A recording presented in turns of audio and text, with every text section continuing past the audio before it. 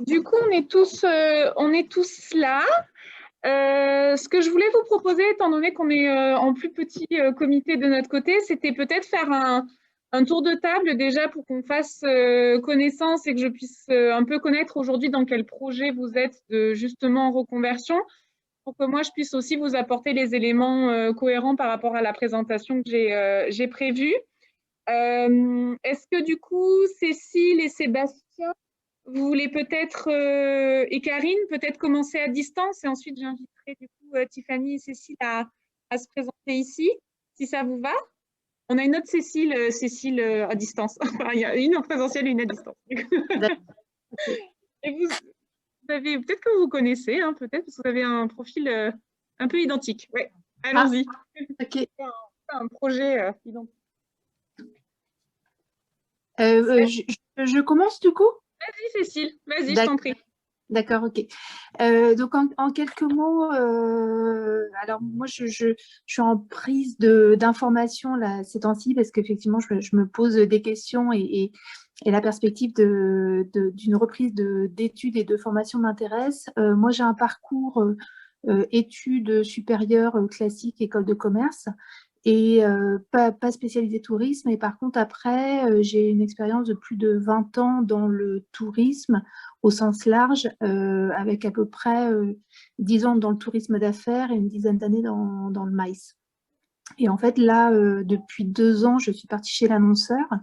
Et donc, j'ai le sentiment en fait, de m'éloigner un peu plus de ce qui m'animait et du cœur, de mon cœur de métier, de ce qui me passionne. Et du coup, je m'intéresse à notamment l'escalade que je connais de réputation et de nom, et pour avoir travaillé avec pas mal de collègues qui venaient de votre école, j'ai le sentiment que ça peut être un bon moyen de me recentrer un peu, de revenir au cœur de métier du tourisme qui m'anime.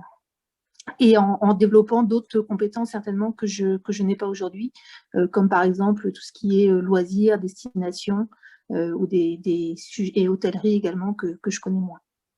Ok, donc plutôt revenir sur d'autres secteurs que celui que tu as plutôt connu sur la partie maïs et événementiel. D'accord. Okay. Je me suis permis du coup d'imprimer vos CV pour un petit peu comprendre quel était votre parcours et dans quoi vous inscrivez aujourd'hui pour cette journée que je puisse comprendre. Ok, merci beaucoup Cécile.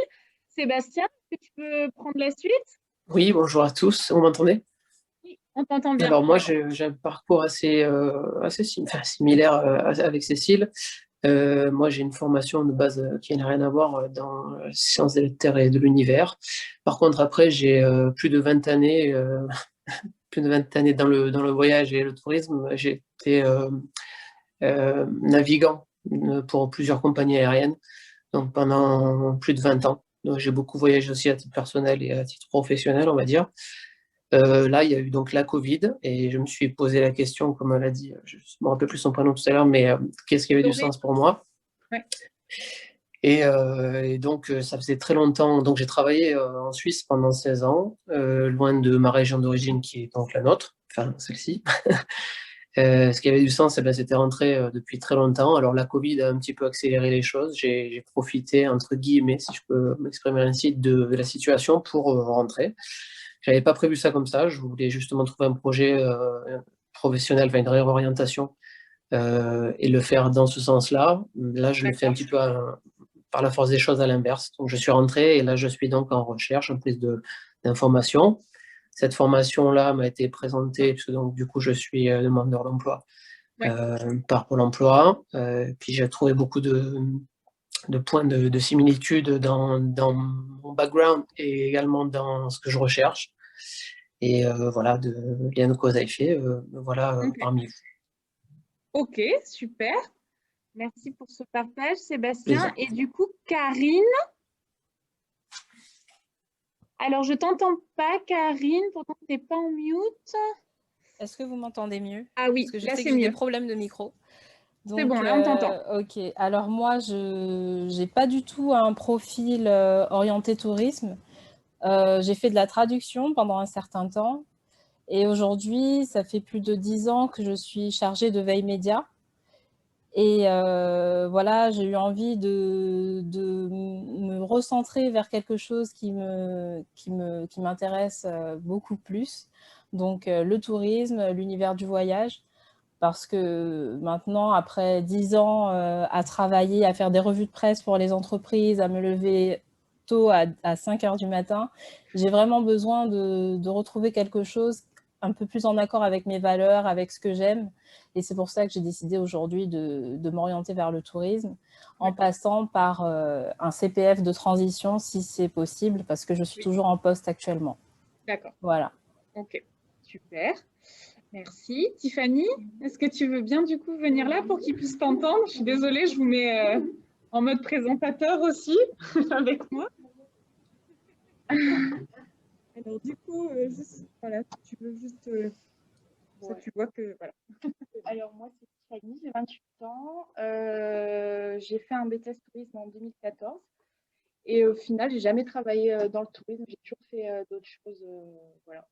Et actuellement, je travaille dans un casino que j'ai depuis 3 ans. Je suis toujours en poste. Voilà. Et j'ai envie de me réorienter vers le tourisme. Donc,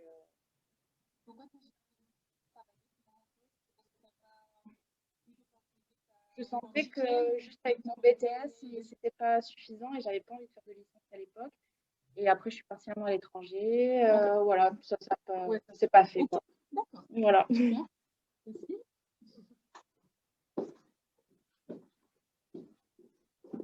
coup, c'est l'autre voilà. Bonjour. Je n'ai pas de formation au tourisme à la base. J'ai appris sur le tas. Je suis rentrée dans une agence de voyage il y a 35 ans.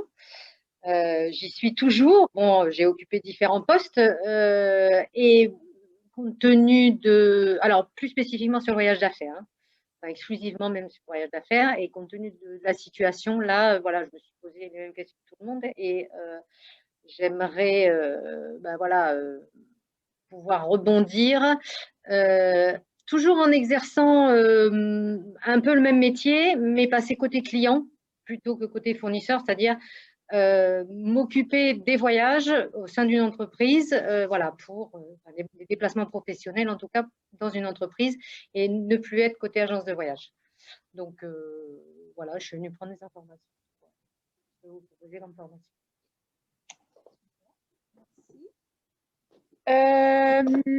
Du coup, l'idée de cette présentation, n'hésitez pas surtout à m'interrompre. Je vais juste vous présenter aujourd'hui, par rapport aux formations diplômantes, quels sont justement les parcours qu'on propose, et vous donner aussi une idée de comment se déroule un peu une année dans ce format formation continue. Que ce soit moi ou que ce soit Hélène, voilà, vraiment n'hésitez pas à nous interrompre s'il y a des points qui ne sont pas clairs ou vous avez besoin de plus de précision. Vous êtes des personnes qui sont dans une reconversion professionnelle, donc au-delà d'acquérir un diplôme et des compétences, c'est aussi un projet de vie.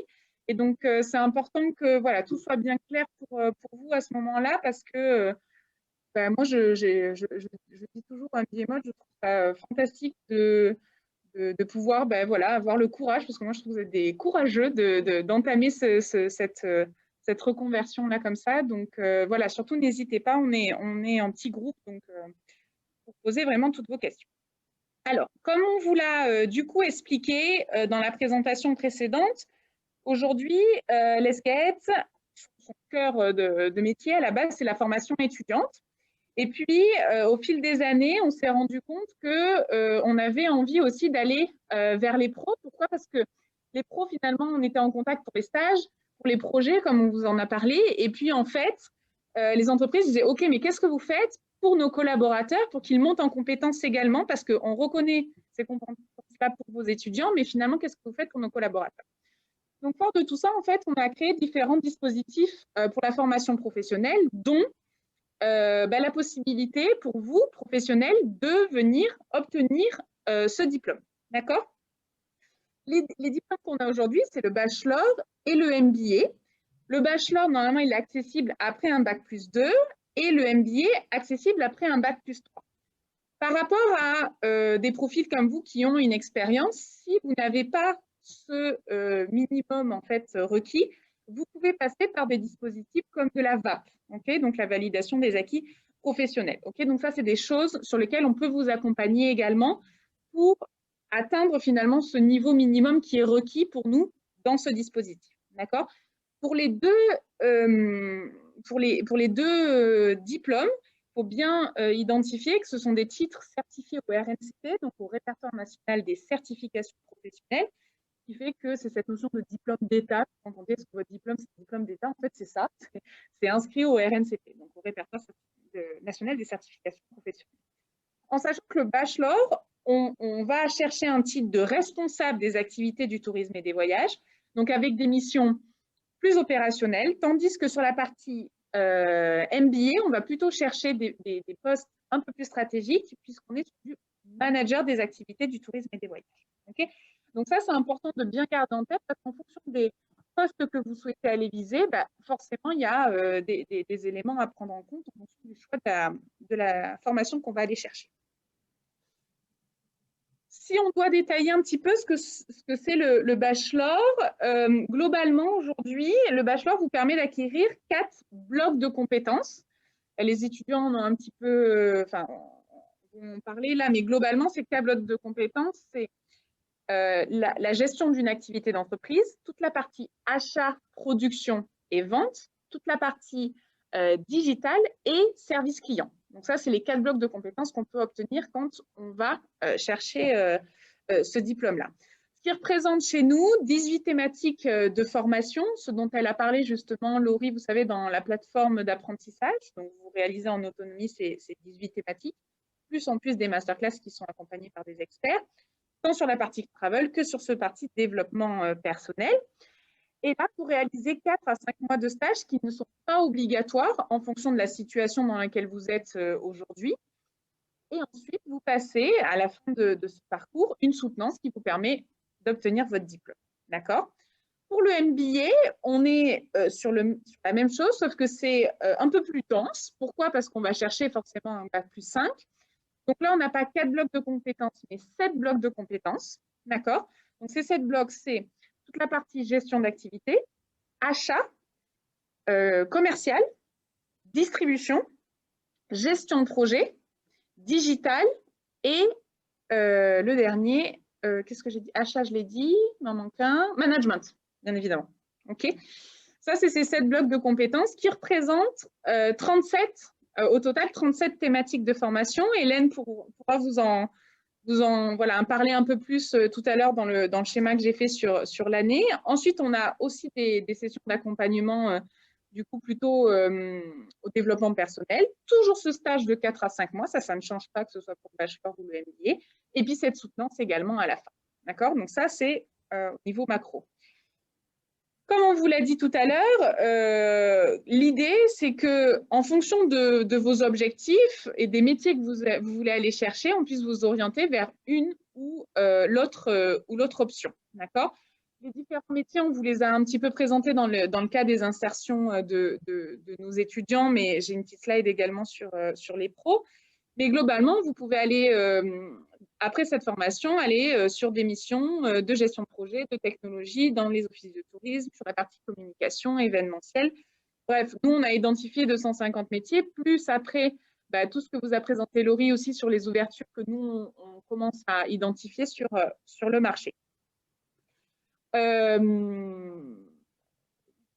Les compétences qu'on vous donne, c'est à la fois des compétences générales et puis des compétences un peu plus spécifiques, sectorielles à notre secteur. Donc, les compétences générales, c'est, hop, je bouge vos têtes de l'autre côté, c'est des compétences liées au développement personnel, à toute la partie juridique, gestion, notamment si vous souhaitez créer votre projet d'entreprise ou reprendre une entreprise, ce qui est le cas de certains professionnels qui se reconvertissent.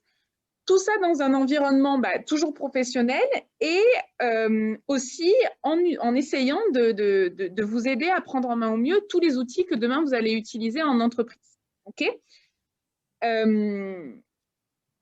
Au-delà de ça, donc au-delà de ces compétences générales, on vous donne également des compétences plutôt spécifiques par rapport aux différents secteurs, du voyage de loisirs, du voyage d'affaires, du MICE et de l'événementiel, de l'hébergement, du transport, de la technologie ou des territoires. Et sur tous ces secteurs, à chaque fois, on aborde différentes thématiques, compétences dont je vous ai parlé un peu plus tôt, sur du digital, gestion de projet. Est-ce que le digital, ce terme, ça vous parle ou pas? Parce que je sais que, on met beaucoup de choses dans le digital en général, mais est-ce que c'est clair pour vous ce terme ou pas? Pour ceux à distance? C'est plutôt clair? Oui. Globalement, nous, ce qu'on met dans le digital, c'est tout ce qui est communication, marketing, web marketing, d'accord? Mais aussi, finalement, toute l'expérience aujourd'hui qu'on va aller chercher pour des clients sur la partie online comme la partie offline, d'accord? Donc, toutes les thématiques aussi, gestion de projet, innovation, entrepreneuriat, que on a pu voir, démarche durable, qui est quelque chose qui est de plus en plus au cœur de nos enseignements, et aussi achat.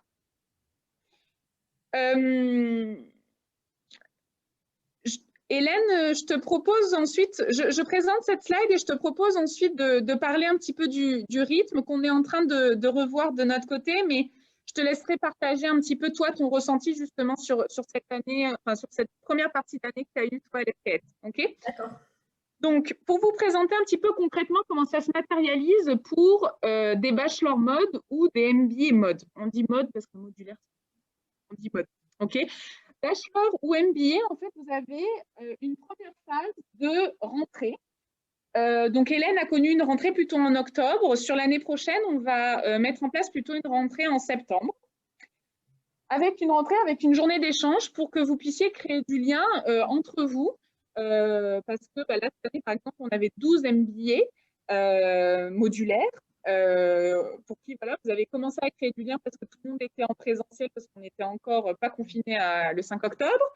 Mais du coup, ensuite, chacun est reparti un peu dans ses divers horizons. Mais en tout cas, donc on souhaite vous faire rentrer en septembre avec une journée d'échange, plus une mise à disposition de ressources et un travail individuel pour que chacun puisse se mettre à niveau par rapport au parcours qu'il a eu précédemment. Donc, on a les deux Cécile qui ont une expertise plutôt affaires, et événementiel. Comment on va leur donner des ressources pour qu'elles puissent se mettre à niveau par rapport, par exemple, aux loisirs ou à l'hébergement ou au transport, comme tu disais.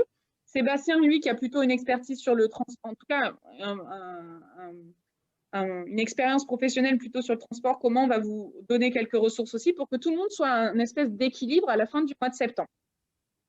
Ce qui nous permet ensuite, sur octobre-novembre, de vous commencer en fait à commencer ce parcours avec à la fois des modules et des masterclass en lien sur la configuration du secteur du tourisme et des voyages. Là, encore une fois, souvent, vous avez la vision du secteur dans lequel vous avez travaillé. Vous connaissez très bien les acteurs, les concurrents, vos cibles, les connexions entre ces acteurs. Mais nous, l'idée, c'est qu'on puisse un peu ouvrir vos chakras, si je puis dire, sur l'ensemble des différents secteurs sur lesquels on va vous former. Donc ça, c'est plus octobre-novembre. Et puis ensuite, de décembre à avril, c'est là où vous allez avoir une montée en compétences sur les différents blocs dont je vous ai parlé précédemment. Donc, pour les bachelors, on va aller plutôt sur la partie production, commercial, pricing et digital. Tandis que pour les MBA, on va plutôt aller sur de l'achat, du commercial, du revenu management. Hop. Non, je ne veux pas ça. Allez, tu pars. Désolée, j'ai un petit truc qui m'empêche de lire ce que je voulais. Voilà. Donc, revenu management, distribution, gestion de projet, digital, management et entrepreneuriat. D'accord? Ensuite, l'idée, c'est que vous partiez en stage de mai à août et ensuite que vous fassiez votre soutenance du coup en septembre. Donc, du coup, sur une année, de septembre à septembre, vous avez une période finalement à l'école qui est de octobre du coup à avril, une période de stage et ensuite votre soutenance en septembre. D'accord? Hélène, bon, nous, on est, toi, tu as vécu, tu es dans une autre configuration en termes d'années. On essaie de faire évoluer aussi tout ça. Est-ce que tu peux, toi, nous faire un petit témoignage de comment ça s'est déroulé, en tout cas jusque-là pour toi, et comment tu as pu appréhender justement cette montée en compétences, notamment sur la partie RM, par exemple, un petit peu, si tu veux. Oui. Oui, oui, tout à fait. Alors, donc, moi, j'ai commencé, pareil, en octobre, donc directement à Aix-en-Provence, dans un appartement Airbnb, puisque je suis de Nice. Donc, on a fait quelques jours en présentiel. Et puis, fin octobre, il y a eu l'annonce du confinement, ce qui fait que je suis restée à travailler dans mon appartement 100% à distance avec les différents blocs de compétences et les différents modules par la plateforme MySkillsCamp que Laurie a présenté tout à l'heure, donc en autonomie, et puis avec donc la possibilité de suivre les masterclass à distance, comme ça a été présenté tout à l'heure, et de pouvoir avancer comme ça jusqu'à mi-décembre. Mi-décembre, il y a eu donc les fêtes de fin d'année où je suis rentrée chez moi à Nice et j'ai eu la chance de commencer un stage en janvier qui durera pour moi, qui dure jusqu'à fin mai. Ensuite, je suis censée revenir à l'ESCAET pour le mois de juin pour 5 semaines pour finir tous les blocs de compétences qui ont été entamés, faire les dernières évaluations. Et ensuite, de début juillet à fin août, ce sont les mois d'été pour préparer le mémoire pour la soutenance en septembre. Oui, effectivement, ce que vous dit Hélène, c'est un format qu'on avait mis en place depuis plusieurs années, c'est-à-dire que les MBA modulaires avaient une partie de la formation, puis partaient en stage au milieu et revenaient. Là, pour cette nouvelle rentrée, parce que on essaie toujours de se remettre en question et de voir comment on peut faire évoluer les formats pour que ça soit au mieux pour les apprenants aussi. Et on a eu pas mal de remontées cette année. Alors, de part aussi ce contexte que le rythme, le rythme était assez dense sur cette période de octobre à décembre. Donc, on a souhaité un petit peu revoir aussi ce planning pour que du coup, ça soit plus digeste, si je puis dire, pour vous, même s'ils l'ont fait excellemment. Et ils ont tenu bon parce que c'est vrai que vous aviez une période de confinement qui était à la base pas prévue pour nous. Donc, ça a été une force de votre côté, même si ça n'a pas été toujours facile. Et du coup, est-ce que tu peux peut-être lister un petit peu les différentes thématiques que vous avez vues sur cette première partie, Hélène, si tu t'en souviens? Oui, je m'en souviens bien. Alors, je ne sais pas si je serai 100% efficace là-dessus parce que je n'ai pas mes notes sous les yeux. Non, mais... Donc, oui, on a vu toute la partie voyage de loisirs avec Alexandra. On a vu la partie achat avec elle, achat-production. On a vu le côté commercial. On a vu, donc moi directement concernée, le revenu management avec Lorraine. On a vu le management tout court avec Lorraine aussi, où c'était vraiment pas ça aussi. On a vu tout le module technologie avec Lorraine. Qu'est-ce qu'on a vu d'autre? Je pense que c'est à mes évaluations du coup. Oui, non, je crois que j'ai fait le tour. Oui, c'est pas mal. Et du coup, là, effectivement, donc sur la deuxième partie, ils vont avoir plutôt la partie MICE et événementiel. Oui. La partie digitale aussi. Oui. Et qu'est-ce qui vous manque? Excel, enfin tout le côté… entrepreneuriat aussi. Entrepreneuriat, Excel et voilà. Oui, création de sites web, etc. Yes, partie digitale. Voilà. Donc voilà, donc en tout cas, cette partie dissociée en deux parties, vous ne la connaîtrez pas en tout cas si vous vous inscrivez là-dedans, mais on est sur le même fonctionnement, c'est juste au lieu que ce soit divisé, en fait, c'est tout un bloc, puis après, vous partez en stage. D'accord? Par rapport, alors là, je vous ai donné quelques exemples de stages et d'insertion, donc de la promo avant celle de Hélène, d'accord? Mais Hélène pourra peut-être présenter, si tu sais, quelques stages de tes camarades, sinon je le ferai. Mais l'idée, c'était de vous montrer un petit peu les différentes typologies de reconversion qu'il y a eu sur les années passées aussi sur la partie MBA modulaire. Donc, on a eu Franck, qui, lui, est un Cubain qui avait une envie, en fait, c'était de développer son agence de voyage à Cuba. Sauf que, voilà, globalement, à Cuba, on ne fait pas non plus ce qu'on veut. Donc, en tout cas, il est venu se former ici. Il a fait un stage sur la partie production chez Passeport Océan. Et ensuite, là, il est en train de justement créer son entreprise pour retourner à Cuba le plus rapidement possible et mener à bien son projet. Ensuite, on a eu Magali Cognon, qui, elle, avait plus envie d'aller sur de la partie achat plutôt en ligne. Donc, elle est partie chez Talaceo.com, qui est à Aix, qui fait partie du même groupe Voyage Privé, et qui est aujourd'hui assistante achat chez Talaceo.com. Ensuite, on a Barbara qui a, elle, elle était complètement hors du travel puisqu'elle était dans des entreprises un peu de luxe. Elle a travaillé de mémoire, c'était chez Chanel de mémoire. C'est Chanel, hein. J'hésite toujours à dire ou Chanel, c'est Chanel. Et du coup, elle a voulu plutôt s'orienter sur des missions marketing et elle est allée chez The Collectionniste, qui est une structure qui permet en fait de louer en quelque sorte des appartements un peu de luxe aussi sur cette partie. Ok, ensuite, on a Florence Barthes, elle qui a une longue carrière chez l'international intercontinental Carlton à Cannes et qui voulait en fait aller sur un poste qui nécessitait en interne, vous savez, quand vous devez aller sur certains postes, il faut forcément un certain niveau de diplôme. En tout cas, dans des grands groupes, ça peut exister. Et elle n'avait qu'un bac+3. Et pour aller sur ce poste-là, il fallait qu'elle ait un bac+5. Donc, elle est revenue du coup en formation, totalement financée par sa boîte, justement, pour pouvoir aller ensuite postuler en interne sur ce poste. D'accord ? Odile, elle qui avait du coup, qui est revenue chez nous plutôt pour aller sur la partie événementielle. Donc du coup, qui était en stage chez Takamaka et qui est aujourd'hui donc chef de projet événementiel dans une école de management et qui du coup s'occupe de mettre en œuvre différents événements pour cette école. D'accord ?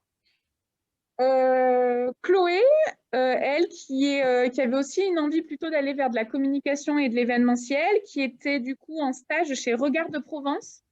C'est un musée qui est à côté du Mucem, notamment à Marseille. Je ne sais pas si vous voyez où il est situé, mais en tout cas, elle a fait son stage là-bas et ensuite, elle est maintenant chargée de communication événementielle chez Fin Art Invest. Donc, voilà, elle est restée sur son objectif plutôt comme événementiel. Et puis, Isabelle Dupuis, c'est une ancienne acheteuse commerciale et acheteuse de côté formation paramédicale, en fait. Et elle avait envie de revenir plutôt sur la partie tourisme. Donc, elle est revenue chez nous, du coup, en MBA mode. Elle a fait son stage aux achats chez Voyage Privé. Et aujourd'hui, elle est responsable commerciale chez le comptoir de l'Outdoor. OK. Sur cette partie-là. Ensuite, pour vous donner quelques idées de stage, Hélène, tu en as en tête de tes camarades un peu?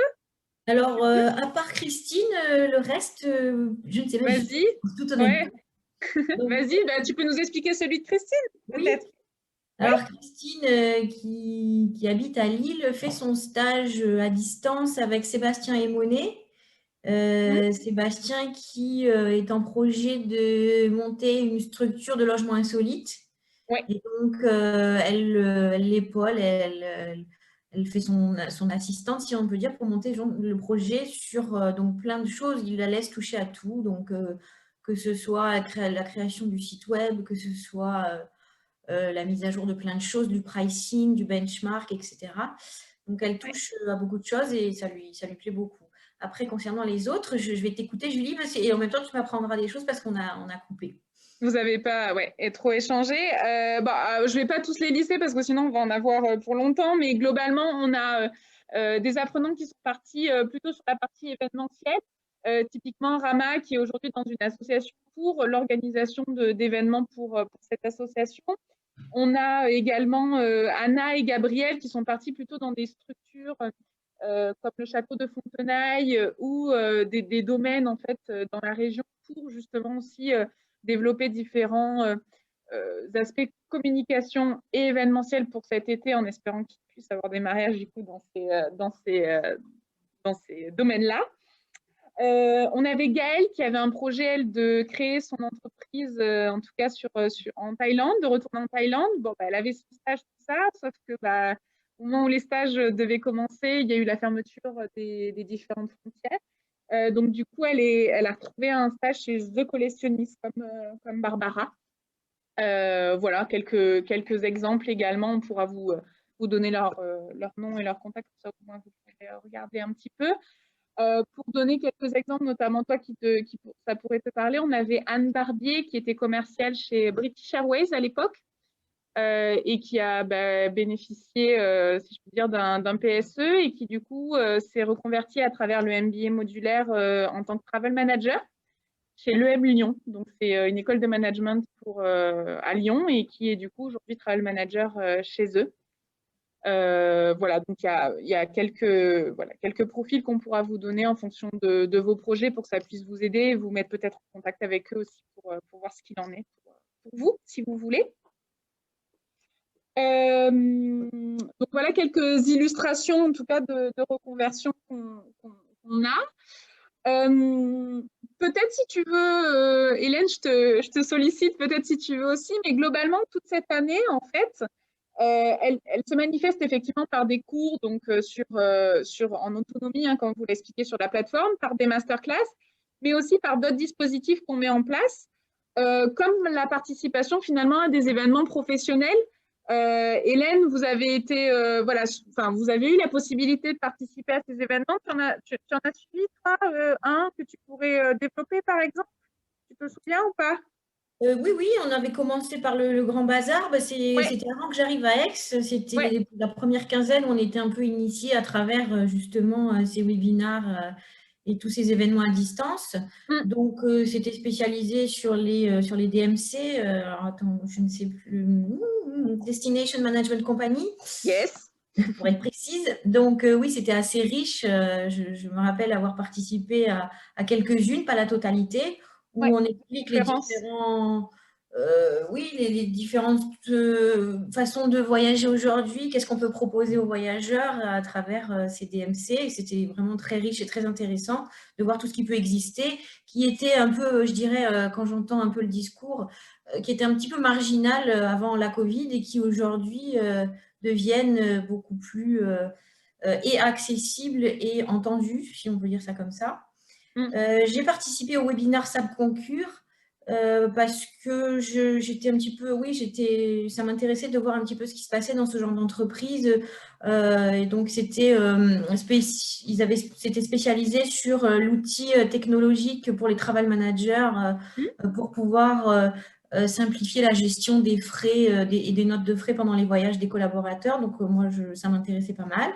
Le Future of Business Travel, ça, c'était vraiment extraordinaire, toutes ces interventions de professionnels autour du voyage d'affaires et les problématiques à venir et les solutions. Le webinaire Le Why, ça aussi c'était bien, donc très ciblé du coup responsabilité sociétale des entreprises qu'on appelle RSE. En lien avec l'événementiel notamment. Ouais, j'ai vraiment découvert plein de choses. Après le New Explorer Challenge, j'ai pas fait toi, hein. Non, moi je me suis dit, je ne vois pas à quel moment je pourrais trouver le temps de me lancer dans ce projet avec les masterclass et puis notre programme MBA Mode. Voilà, j'ai pas creusé le New Explorer Challenge, donc si tu veux en parler mieux que moi. En tout cas, l'idée c'est effectivement d'essayer de vous montrer au maximum qu'on essaie de mettre différents dispositifs en place pour que du coup vous puissiez vous nourrir à la fois de ce qu'on vous apporte nous, mais aussi de ce qu'est en train de construire l'industrie tout autour au service de votre formation. Donc ça, c'est un exemple de dispositif qu'on peut mettre en place. On met en place également différentes interventions de professionnels qui viennent parler de leur métier, qui viennent parler des problématiques qu'ils rencontrent. Donc ça aussi, c'est des moments privilégiés qui vous permettent aussi de construire déjà votre réseau, d'identifier les typologies de métiers sur lesquels vous pourriez aller et de problématiques qui vous sensibilisent un peu plus. Donc cette année, notamment les MBA Mode, ils ont eu l'intervention de Sébastien Emonet. Vous l'avez eu. Christelle Larcher aussi, vous l'aviez suivi. Oui. Julie Thiebaud, il ne me semble pas, vous. Hein? Non, moi, ça ne me parle pas. Mais en tout cas, voilà, c'est des exemples de typologie de professionnels qui peuvent intervenir plutôt sur un apport métier et vision, quoi. Voilà, sans que ce soit des cours à proprement parler.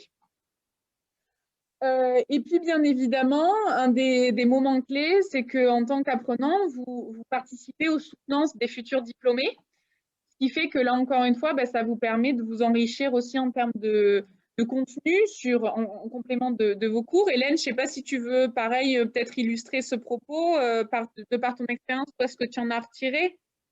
Alors moi, j'en ai vu quelques-uns, pas tous, et c'est vrai que ça nous permet de nous projeter sur notre propre soutenance et de voir un petit peu les critiques du jury, positives ou négatives d'ailleurs, de voir un petit peu la présentation avec les différents slides, de comment les étudiants arrivent à faire vivre leur mémoire à travers la soutenance, qu'est-ce qu'ils ont choisi d'appuyer, comment ils l'ont présenté. Et c'est vrai que quand on en voit quelques-unes, on a bien compris ce qu'il faut faire et ce qu'il ne faut pas faire. C'est ça l'utilité. Bon, même si moi j'ai fait quelque chose comme ça avec la VAE, j'avais fait ce jury, etc. Bon. Et oui, non, ça donne des idées. Et puis, non, et puis ça démystifie aussi un petit peu la chose.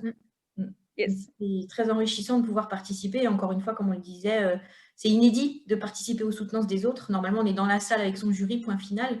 Là, en ligne, du coup, tout le monde voit et je trouve que c'est assez fou.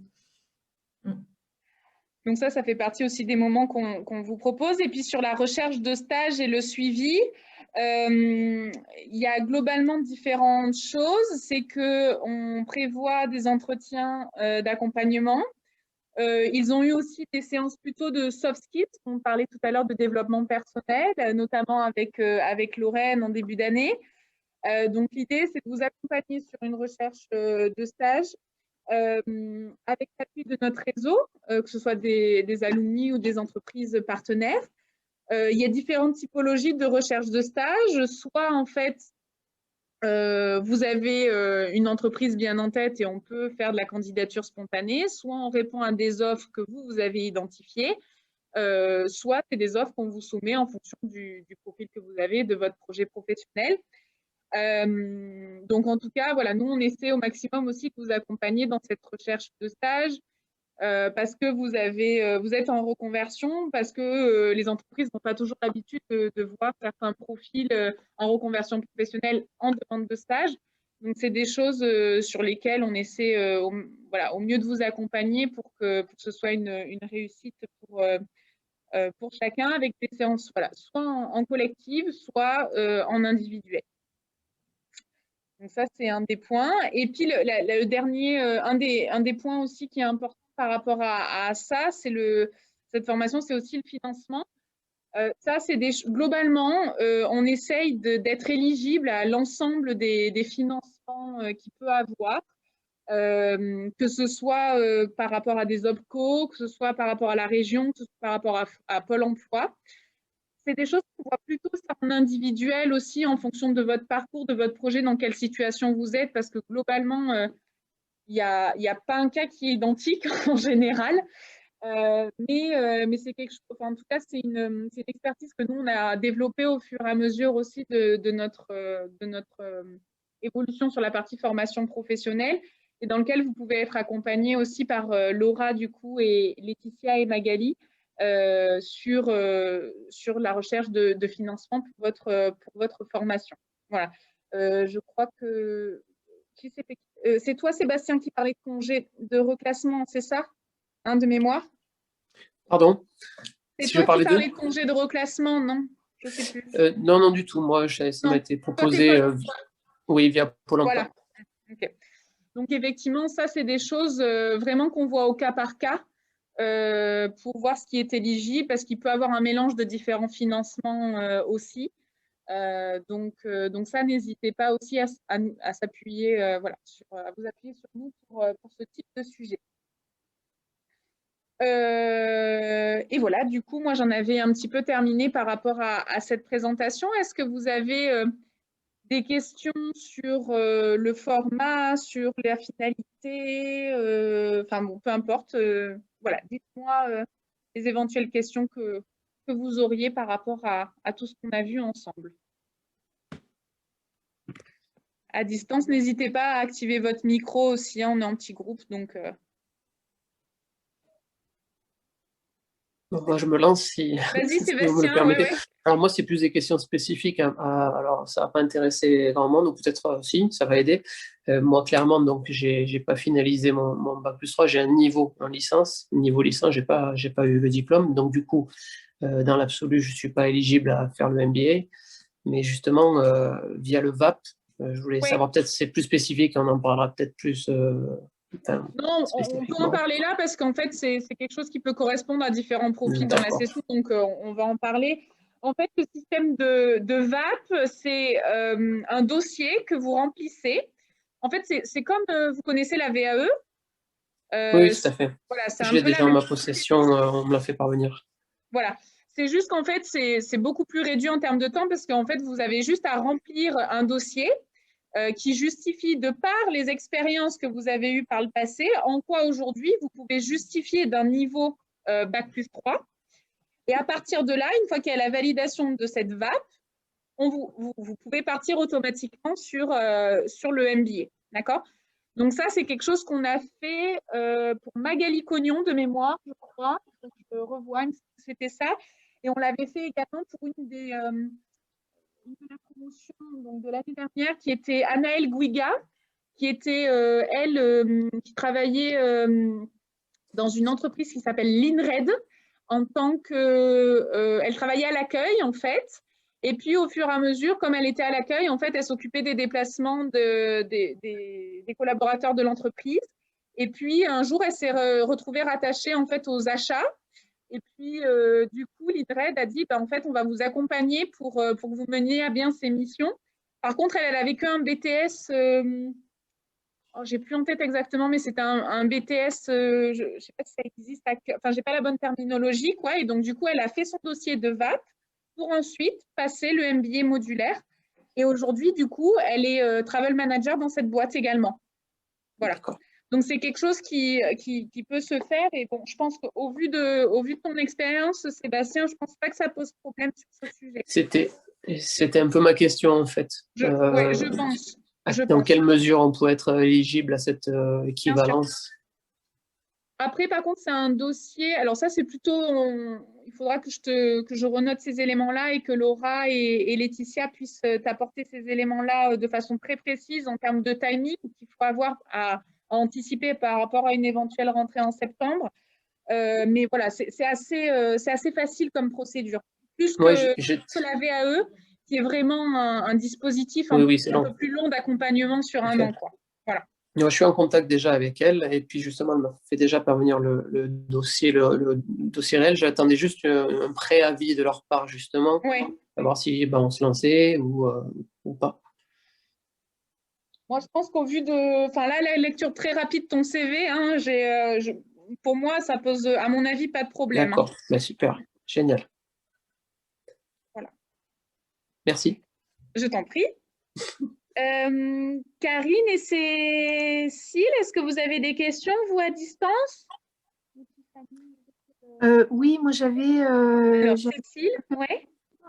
Notamment les cours, avec toutes les ressources disponibles à distance, comme on a vu, c'est uniquement en français ou c'est français-anglais ou... J'ai pas bien l'information là-dessus. Alors, c'est que en français. D'accord. C'est que en français.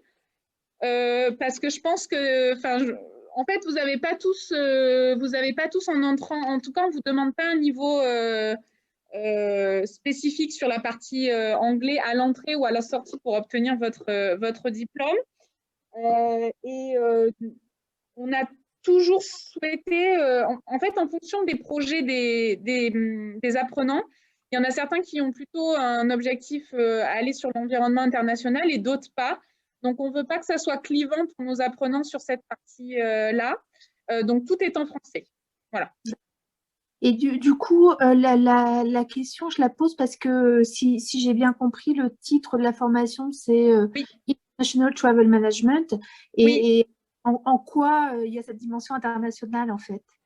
En fait, c'est votre capacité, vous, à travailler dans un environnement international par rapport à cette partie, enfin ce secteur-là, pas forcément sur la partie langue. En fait, pour les étudiants, on leur demande un minimum de 800 points au TOEIC. On faisait ça de façon historique. Sur le MBA modulaire, on l'a jamais mis en place. Voilà pour le moment. Ok. Voilà. Après, MBA International Travel Management, c'est surtout un terme marketing, d'accord? Parce que nous, le titre qui est déposé au RNCP, c'est Manager des activités du tourisme et des voyages. D'accord. Ok. Okay, voilà. Merci. Oui, Cécile. Ouais.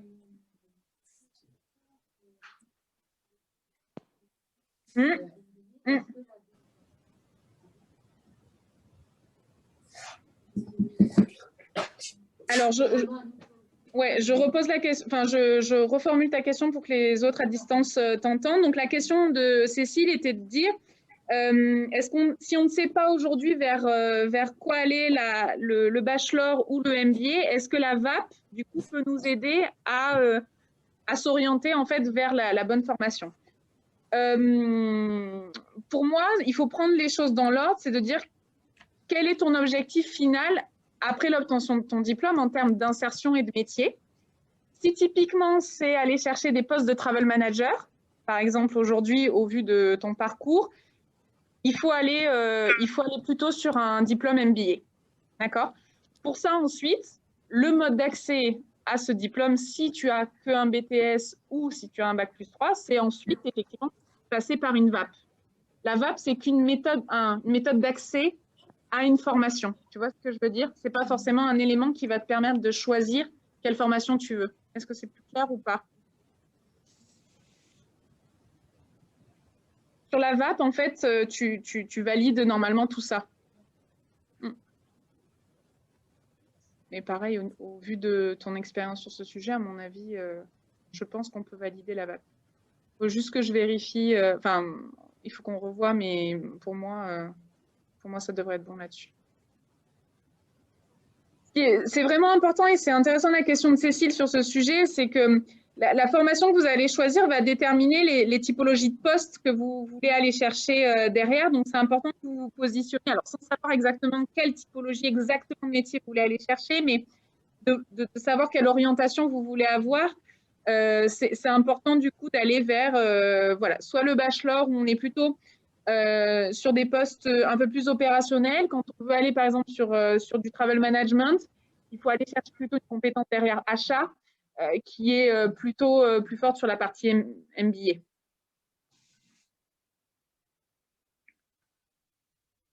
Est-ce que vous avez d'autres questions là-dessus? Moi, si je peux me permettre, sur le programme à proprement parler, ouais. Donc il y a des modules à finaliser. Ouais. Et le programme qui est mis en place, comment dire, les données, le contenu en fait qui nous est mis à... Oui. Désolé. Non. En fait, il y a des deadlines. Enfin, j'entends, il faut pour les masterclass avoir traversé tout un programme tel, et donc il y a une notion de j'arrive pas à m'exprimer, désolé. Non, pas de souci. Je vois bien.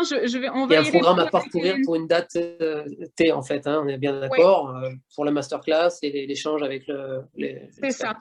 Hélène, est-ce que tu veux déjà le présenter avec tes mots, qui sera peut-être différent des miens, et je compléterai si besoin. Alors, excuse-moi, Julie, j'ai dû aller ouvrir la porte. Ah, pardon. Du coup, je n'ai pas entendu la question.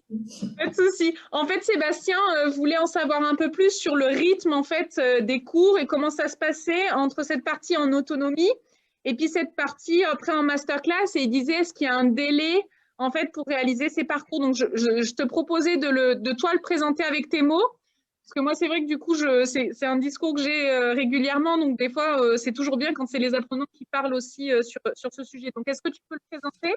Oui, bien sûr. Moi, je complète, si ça peut.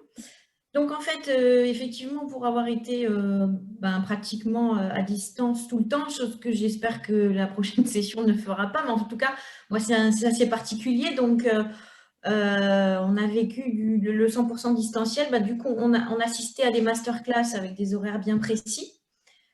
Si on n'avait vraiment pas la possibilité d'y assister, on avait donc accès au replay.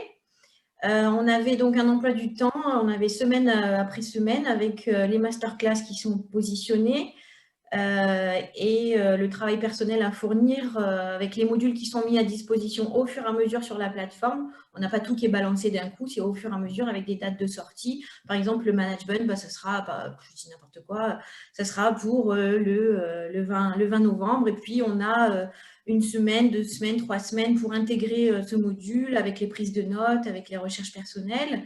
Et on vient compléter ces masterclass et ces modules en autonomie par des évaluations pour valider les blocs de compétences, en fait. C'est ça. Donc, effectivement, comme disait Hélène, dans les modules de formation, on vous donne un certain planning pour réaliser ces modules en autonomie. Une fois que ces modules en autonomie sont finis ou bien avancés, nous, on positionne des masterclass au fur et à mesure qui vous permet, du coup, comme le disait Laurie tout à l'heure, d'échanger avec l'expert en charge de cette expertise-là. Et effectivement, à la fin, ça se transforme, ça se finalise par des évaluations qui peuvent être individuelles, en groupe, à l'écrit, à l'oral, qui nous permet, du coup, de valider les acquis que vous avez sur cette thématique. D'accord ? L'idée, c'est que pour accéder ensuite à la sous-tente, vous ayez validé l'ensemble des blocs de compétences, donc 4 pour les bachelors et 7 pour les MBA. Sébastien, est-ce que ça répond à ta question en termes de… Oui, tout à fait. De rythme. Voilà. En fait, moi, j'ai un enseignement traditionnel à l'ancienne, on va dire, et je pense que c'est un outil extraordinaire. Mais maintenant, il faut, comme disait la demoiselle tout à l'heure, je ne me souviens pas de son prénom, mais elle disait qu'au début, ça avait été un petit peu difficile, on va dire, s'y mettre. Mais oui, ça a l'air d'être quelque chose de… Je veux juste savoir s'il y avait une espèce de cursus, de programme défini pendant une durée spécifique. Voilà. Oui. Très bien, ça répond à mes questions. L'idée, c'est que vous puissiez être encadré sur cette partie-là pour pas que vous preniez trop de retard, que tout le monde soit dans le même bateau au même moment. Tout à fait. Et parce que si, en fait, vous ne gardez pas ce rythme-là, au bout d'un moment, vous pouvez être rapidement surchargé parce que la charge de travail est quand même dense. Hélène peut en parler parce qu'il faut le savoir. C'est quand même… voilà, vous partez dans une formation, sur un bac plus 5, donc c'est un investissement personnel qui est grand, intellectuel aussi, parce que il faut se remettre, travailler toute la journée et puis se remettre dans une formation, c'est pas la même chose. Intellectuellement, on perd parfois des mécanismes qu'on a pu avoir dans le monde du travail. Donc, c'est pas grave, il faut juste se dire que quand on est dans cette démarche-là, il faut qu'on y soit effectivement à 100%. Et du coup, nous, on essaie de cadrer ces différentes étapes-là pour que justement cette charge de travail soit au mieux harmonisée, même si je pense que Hélène pourrait en justifier en disant franchement, sur le mois de novembre-décembre, c'était dur, quoi, parce que forcément, il y a un certain nombre de connaissances à acquérir, quoi, parce que derrière, on va chercher un diplôme qui est conséquent. Donc voilà. Oui, Cécile. Oui.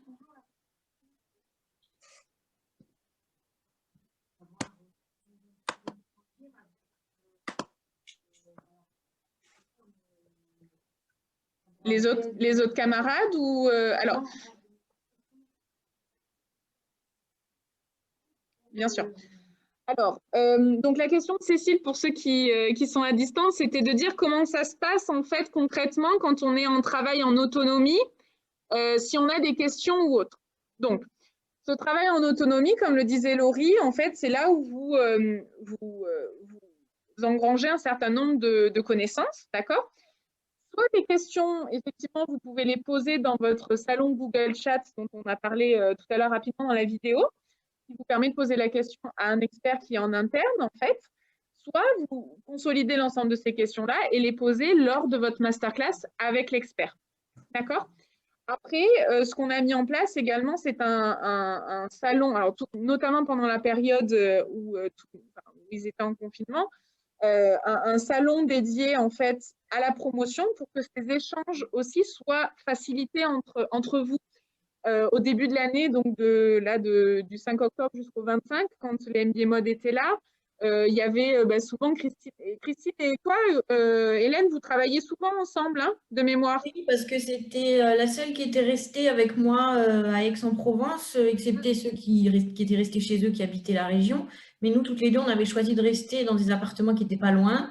Et du coup, on a beaucoup travaillé ensemble, ouais, à distance et un peu en live parfois, en loose day.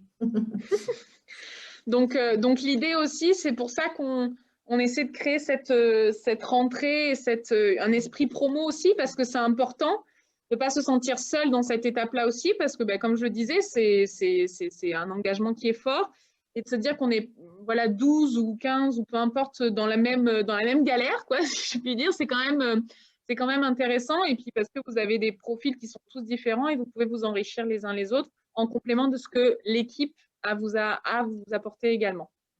Ça répond à ta question? Ouais. Et je crois que Cécile, du coup, à distance, tu avais une question. Alors, tu es en mute. Est-ce que tu peux remettre… Yes. Oui, bien sûr. Pardon. Oui, la question que j'avais, c'était de savoir justement par rapport au rythme de la formation qui, vous l'avez dit, qui est assez dense. Est-ce que concrètement, c'est compatible avec une activité professionnelle? La modularité, justement, le à distance laisserait penser que ça peut l'être, mais en termes de charge, est-ce que pour vous, c'est possible ou pas? Hélène, est-ce que tu vas apporter toi ta réponse, déjà ta vision, avant que j'apporte la mienne? Moi, ma vision à moi, c'est que j'ai du mal à imaginer ça, parce que c'est vraiment du plein temps avec le MBA. C'était, moi, pour donner un exemple, après, on a tous des façons différentes d'assimiler les choses, plus ou moins rapidement. Moi, je sais que j'ai besoin de mouliner pas mal, donc je vais peut-être prendre un peu plus de temps, mais c'était du 9h du matin à 23h, donc week-end compris. Bon, pour la plupart, c'était un peu la même chose, hein, j'avoue. Pour s'être concerté, c'était, voilà, il y avait quelques personnes qui arrivaient plus ou moins à prendre leur soirée pour les enfants et leur mari, etc. Moi, j'avais choisi de rester confinée à Aix, donc c'était 100% pour moi et j'avais rien d'autre à faire que ça et c'était bien comme ça. Et je ne sais pas comment j'aurais géré si j'étais restée chez moi avec mon conjoint et ma fille. J'avoue que… Alors, clairement, donc pour répondre à ta question en complément de ce que dit Hélène, Cécile, pour moi, ce n'est pas compatible avec une activité professionnelle à côté. Pourquoi? Parce que c'est un engagement qu'il faut que vous ayez à 100% dans la formation. Nous, on s'est rendu compte effectivement que la charge de travail, elle était forte, surtout sur des périodes un peu plus condensées comme l'ont vécu du coup Hélène et sa promotion. Donc, c'est pour ça qu'on a essayé… On va essayer un nouveau format aussi sur septembre, qui est un peu plus allongé, qui permettrait du coup une digestion un peu plus, pas lente, parce que c'est pas lente, mais plus étalée en tout cas, pour que cette charge de travail soit un peu moins forte. Mais clairement, pour moi, on peut pas avoir une activité professionnelle à côté. Enfin, en tout cas, c'est pas conseillé. Voilà. D'accord. Ce que je veux dire, c'est que c'est voilà. On préfère en tout cas que vous soyez à 100%. C'est pas impossible, hein, mais en tout cas, c'est pas ce qu'on vous conseille, en tout cas. Non, mais voilà. C'est clair. Non, mais je posais la question parce qu'effectivement, il y a des formations qui sont clairement conçues pour être ce qu'on appelle du part-time. Donc, c'était ça le sens de ma question. Oui. Effectivement, c'est clair. Merci pour la réponse. Voilà. Après, effectivement, il y a Christine et Hélène qui ont fait le choix, effectivement, de se focaliser, de sortir aussi de cette partie famille un peu aussi en disant, bon, voilà, c'est mon temps à moi où je suis focalisée à 100% sur ma formation. Je sais que Anne Barbier l'avait fait aussi. D'autres, par contre, arrivent très bien à concilier les deux.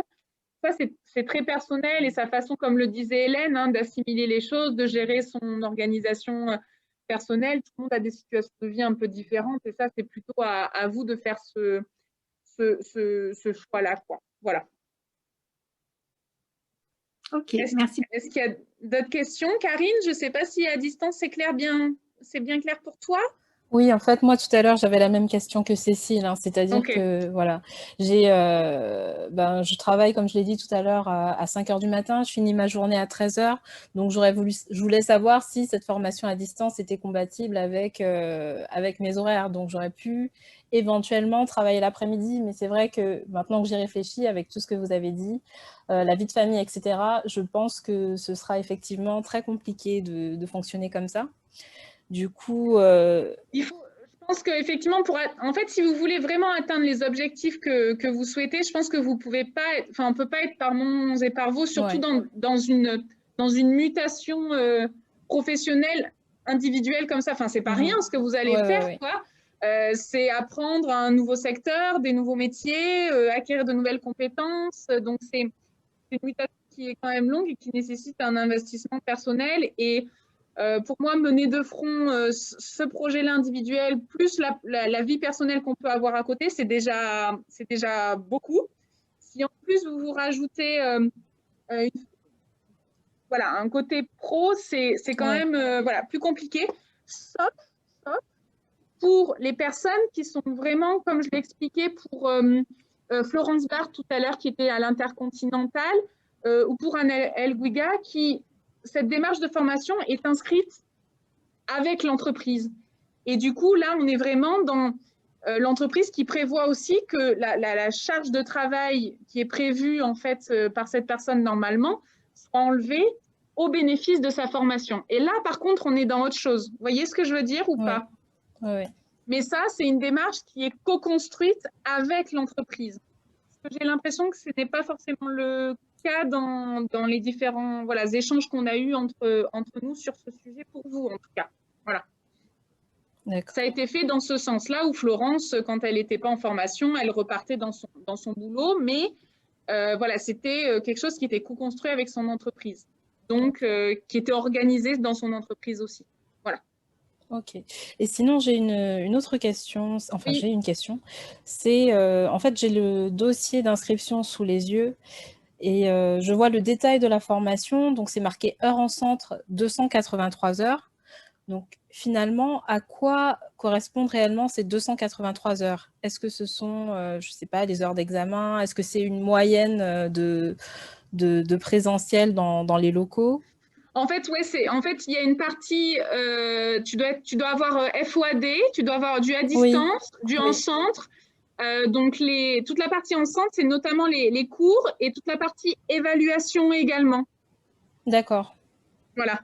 Il faudrait que je reprenne le détail. Ensuite, il y a une partie plus en autonomie. Donc, ça, c'est tout ce qui est sur MySkillCamp. Et tu dois avoir il y en a 3 ou 4. Je ne sais plus dans les deux. Oui, il y a heures en centre, FOAD, voilà. Heures d'examen et stage en entreprise. Voilà, c'est ça. Oui, d'accord. Donc, FOAD, c'est toute la partie plutôt, comme on expliquait, MySkillCamp. Et puis, toute la partie en centre, du coup, c'est les périodes voilà, plutôt de masterclass ou intervention professionnelle ou participation aux soutenances, tout ce dont on vous a parlé, quoi. Voilà. D'accord. Donc, tout ça, dans tous les cas, c'est possible d'y assister en visio, comme vous l'avez expliqué. Comme on l'a expliqué, oui, l'idée, c'est qu'effectivement, tout ce qui est masterclass puisse être accessible, soit si tu veux en présentiel, soit en live ou en replay à distance. D'accord, parce que moi, je suis en train de réfléchir à mon organisation. J'habite en région parisienne. Et voilà, je me posais la question de est-ce que je dois forcément me déplacer, venir sur Aix, trouver un appartement, ou est-ce que je peux quand même rester sur Paris et suivre la formation? Donc, j'ai tout ça à prendre en compte. C'est encore une fois un choix, tu vois. Hélène et Christine, elles avaient pris un appartement, il y a eu confinement, il y en a certains qui ont fait le choix de rentrer chez eux. Elles ont voulu rester, enfin désolée Hélène, je parle pour toi, mais elles ont voulu un peu rester dans leur bulle parce que c'était leur moment à elles spécifique pour la formation. Il y en a d'autres qui font d'autres choix aussi. Ça, c'est à toi de voir comment tu souhaites au mieux gérer par rapport à ta vie personnelle aussi. En tout cas, nous, on essaye de mettre en place au mieux le dispositif pour que ça puisse correspondre à ces besoins-là. Pour autant, nous, ce qu'on conseille quand même, c'est qu'il y ait un temps en présence qui soit quand même important. Pourquoi? Parce que c'est là où vous créez des échanges humains avec les autres personnes de votre promotion, ce qui n'est pas négligeable aussi, parce que c'est à ce moment-là que vous commencez à construire votre réseau. C'est vrai. Deux, c'est là aussi où vous pouvez échanger voilà, en lien physique avec les membres de l'équipe de l'école et puis également les experts qui interviennent. Donc, voilà, c'est important aussi que ce lien-là puisse se construire avec des moments un peu plus privilégiés en présentiel, quoi. Voilà. D'accord. Bye bye Cécile.